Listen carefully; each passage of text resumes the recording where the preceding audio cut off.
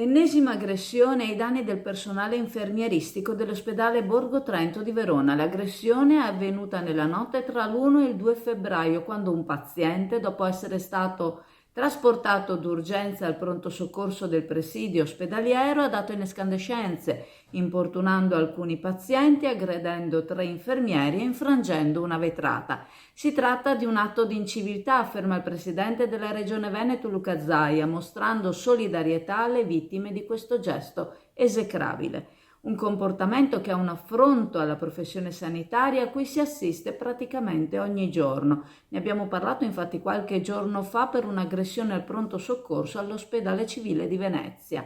Serve il massimo rigore contro chi si scaglia contro chi sta lavorando in soccorso ad altri cittadini, afferma Zaia, plaudendo alle nuove normative e sperando che le stesse vengano applicate con rigore. Si tratta di un delitto ripugnante quello che compie chi aggredisce un operatore sanitario, un operatore infermieristico, un medico, e va fatta un'operazione culturale divulgativa insegnando ciò ai bambini, ma ribadendolo anche agli adulti e ricordandolo agli stranieri che vivono nelle nostre comunità.